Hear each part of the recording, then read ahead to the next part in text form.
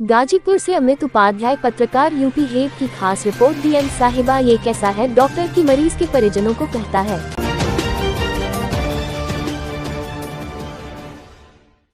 नेतागिरी मत करो वरना मरीज को अस्पताल से बाहर फेंकवा देंगे। आयुष्मान योजना के तहत मरीज का नहीं हुआ इलाज, पड़े पूरी खबर गाजीपुर जिले से है, जहां पर आयुष्मान भारत योजना के अंतर्गत गरीब परिवारों को मुफ्त इलाज की सुविधा देने का दावा भले ही सरकार करती हो, लेकिन जमीनी हकीकत इससे कोसों दूर है। इसका ताज़ा उदाहरण गाजीपुर स्थित MVAS मेडिकल कॉलेज में देखने को मिला, जहां एक मरीज और उसके परिजनों को इलाज के लिए पूरे दिन परेशान किया गया और अंततः उन्हें बिना इलाज के ही लौटना पड़ा। जाने क्या है पूरा मामला। आनंद प्रकाश तिवारी नामक व्यक्ति अपनी बीमार मां को लेकर 12 दिसंबर को सुबह 8:29 पर गाजीपुर के MVAS मेडिकल कॉलेज पहुंचे। डॉक्टर कृष्णा यादव ने प्रारंभिक जांच के बाद ऑपरेशन की सलाह दी, लेकिन जैसे ही परिजनों ने आयुष्मान भारत योजना के तहत इलाज की बात कही, डॉक्टर और अन्य स्टाफ का व्यवहार अचानक बदल गया। डॉक्टर ने मरीज को भर्ती तो कर लिया, लेकिन फाइल अधूरी छोड़ दी। आयुष्मान कार्ड एक्टिवेट करने के लिए गुड्डू नामक कर्मचारी को संपर्क करने के लिए कहा गया। गुड्डू ने लगातार समय टालते हुए मरीज को इधर उधर भटकाया। दोपहर में कर्मचारी गरिमा सिंह को ये कार्य सौंपा गया, लेकिन उन्होंने अपने निजी कारणों का हवाला देते हुए रजिस्ट्रेशन करने से इनकार कर दिया। परिजनों को मिली धमकी, काफी मशक्कत के बाद शाम 6 बजे किसी तरह रजिस्ट्रेशन की प्रक्रिया पूरी हुई, लेकिन मरीज की फाइल अपूर्ण बताकर डॉक्टर ने आगे इलाज करने से मना कर दिया। स्टाफ ने परिजनों को निजी अस्पताल में संपर्क करने का सुझाव दिया। निजी अस्पताल जाने पर भी डॉक्टर ने सहयोग नहीं किया और सुबह 7 बजे क्लिनिक पर मिलने का समय दिया। अगले दिन सुबह से लेकर दोपहर तक परिजन डॉक्टर और उनके जूनियर स्टाफ का इंतजार करते रहे, लेकिन कोई स्पष्ट जानकारी नहीं दी गई।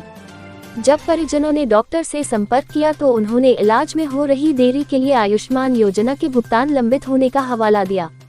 डॉक्टर ने दी धमकी। परिजनों का आरोप है कि जब उन्होंने प्रक्रिया में तेजी लाने की बात कही तो डॉक्टर ने धमकी दी कि नेतागिरी मत करो वरना मरीज को अस्पताल से बाहर फेंकवा देंगे।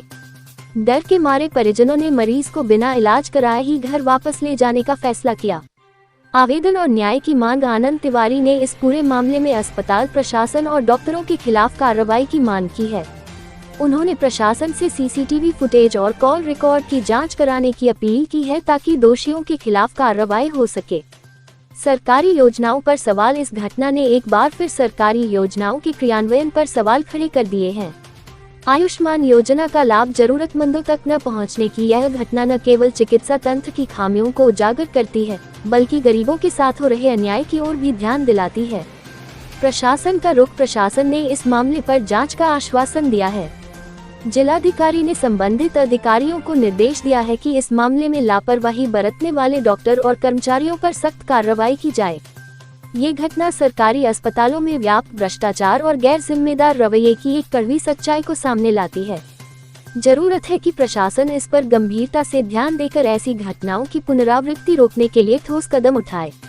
मेरा नाम आनंद प्रकाश तिवारी है। मैं अपनी माता जी का इलाज कराने जिला चिकित्सालय में आया था 12 तारीख को। फिर डॉक्टर साहब से मुलाकात हुई के यादव जी से। मैं करीब 8:30 बजे आ गया था। डॉक्टर साहब 10 बजे करीब आए। मुलाकात हुई। उन्होंने प्रथम परीक्षण किया तो पटेला फ्रैक्चर था, उसके लिए उन्होंने कहा कि भर्ती करना पड़ेगा और इसका ऑपरेशन होगा। मैं कहा ठीक है डॉक्टर साहब। तो वो फाइल तैयार किए। फिर मेरे द्वारा उनको बताया गया कि सर आयुष्मान कार्ड है, मैं चाहता हूँ कि उससे ऑपरेशन हो। उसके बाद डॉक्टर साहब का रवैया चेंज हो गया। कह अरे यार वो तो मैंने 10 ऑपरेशन किया है, अभी तक मेरा पेमेंट फंसा हुआ है और इसमें बड़ा टाइम लगता है। फिर मेरा निवेदन करने के बाद वो एग्री हुए, क्या ठीक है, तो फाइल पूरा किए। फिर उसके बाद कह दिए कि जाओ भर्ती हो जाओ। फिर मैं गया, भर्ती हो गया पेडिक्ट वार्ड में। वहाँ से मुझे बताया गया कि आप गुड्डू यादव को गुड्डू को फ़ोन कर लीजिए, वही आपका आयुष्मान कार्ड देखते हैं। मैंने उनको फ़ोन किया तो उन्होंने कहा कि मैं अभी वो थिएटर में हूँ, ऑपरेशन थिएटर में हूँ, 10 मिनट बाद मिलता हूँ, आता हूँ। अच्छा, गुड्डू ने बताया कि मैं ऑपरेशन थिएटर में। जी। फिर उसके बाद मेरे वेट करने के बाद भी वो नहीं आए, तो फिर कई बार फ़ोन करने के बाद उनके द्वारा टाला जाता रहा। फिर बताया कि मैं इमरजेंसी वार्ड में हूँ, आके मिल लो। मैं नीचे आया, उनसे मिला। फिर उसके बाद उन्होंने कहा कि मैं अब नहीं कर सकता हूँ, गरिमा सिंह करेंगी। मैं गरिमा सिंह से करीबन 5 कि समथिंग हो रहा होगा। मैंने रिक्वेस्ट किया, उन्होंने कहा कि नहीं मेरा मरीज आया हुआ है, मैं जा रही हूँ, आप आज नहीं होगा, आपका वो अप्रूवल मिल जाएगा, आपको ऑपरेशन नहीं रुकेगा, लेकिन अभी मैं नहीं कर पाऊँगी। मेरे लाख रिक्वेस्ट करने पे भी वो नहीं मानी और वो चली गई। फिर वहाँ पे एक रजनीश सर कोई थे, वो आए, उनसे रिक्वेस्ट हमने किया, वो भी टालने का प्रयास किए, लेकिन हमारे अनुनय विनय करने पे वो एग्री हो गए। उन्होंने रजिस्ट्रेशन कर दिया। फिर उसके बाद उन्होंने कहा कि ये डॉक्टर साहब को भरना होता है कॉलम, एक कॉलम अधूरा है, हम नहीं कर पाएंगे। अब वहीं उन्होंने रोक दिया। फिर कहा कि जाओ आप, वो बैठते हैं, करीब 6 बजे का टाइम हो रहा था। उन्होंने कहा कि वो प्राइवेट क्लिनिक पे वहाँ बुतैया टाड़ प्रकाश नगर में बैठते हैं, वहाँ पे आप चले जाओ और वहाँ से अगर लिखवा सकते हो तो लिखवा लो, फिर उसके बाद हम इसको फिलअप कर देंगे, तभी आपका ओके होगा, नहीं तो फिर कल होगा। मैं उनके यहाँ गया, समय ट्रामा सेंटर पे उनके स्टाफ से बात की, तो उन्होंने कहा ठीक है मैं डॉक्टर साहब से पूछ के बताता हूँ। उन्होंने डॉक्टर साहब से बात किया, फिर उन्होंने कहा कि नहीं आप जाओ, डॉक्टर साहब आपसे नहीं मिलेंगे, आप सुबह या तो 7 बजे आओ या तो फिर वहीं पे डॉक्टर साहब 9 बजे और जूनियर वहाँ पे मिलेंगे, जूनियर ही लिखेगा, डॉक्टर साहब नहीं लिखेंगे। तो जब हम यहाँ पे आए 8:30 बजे ही आके ओपीडी में हम बैठ गए थे। 8:30 से 9:50 तक हम बैठे रहे, कोई उनका जूनियर नहीं आया, न डॉक्टर साहब आए। फिर हमको पता चला कि नहीं 10 बजे डॉक्टर साहब राउंड पे जाएंगे।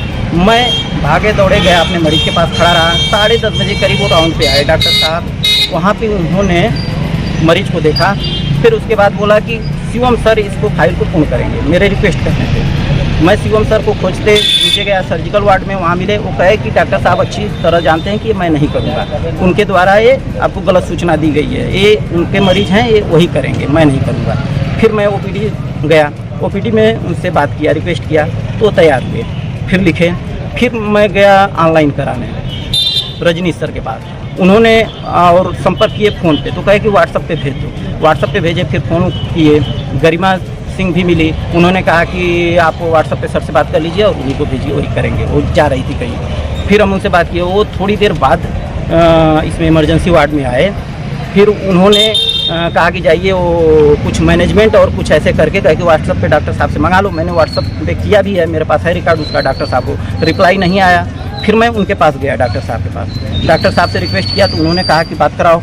तो रजनीश सर से हमने बात कराया, तो वो कहे कि आओ मिलने के लिए। जब रजनीश सर वहाँ गए तो उनसे वो बात किए, तो वो कहे कि सर जल्दी के लिए वो पूरा करने लगे। फिर वो कहे कि सर दबाव बना रहे हैं कि हमारा जल्दी से हो जाए।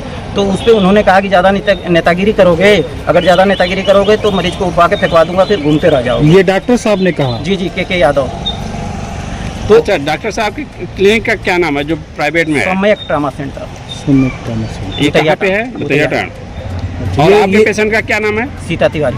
ये डॉक्टर साहब ने इसी हॉस्पिटल में ऐसी बात कहा? जी अपने ओपीडी में बोला। और अच्छा, उनको जब आपने बताया कि आयुष्मान कार्ड से करना है ये ऑपरेशन, उसके बाद ये बातें हुई हैं? उसी के बाद उनका रवैया चेंज हो गया। उन्होंने बताया कि 10 ऑपरेशन वो कर चुके हैं, अभी तक उसका पेमेंट नहीं हुआ, भुगतान नहीं हुआ है। और इसी वजह से या जो भी सरकारी योजना गरीबों के लिए ला रही है, लेकिन तमाम यहाँ से गरीब बिना लाभ पाए लौटा दिए जा रहे हैं। कभी वो मैडम ऑनलाइन करने वाली नहीं है, कभी सर नहीं है, कभी कोई समस्या, कभी कोई समस्या। यहाँ पे तमाम तरह की समस्याएं से झेलना है। मैंने पूरे 24 घंटा से ऊपर झेला इन लोगों को। उसके बाद मैं अपने मरीज को इनसे कहा कि सर हमारा डिस्चार्ज कर दीजिए। जब इन्होंने डिस्चार्ज नहीं किया तो मैं अपने मरीज को लेकर चला गया यहाँ से।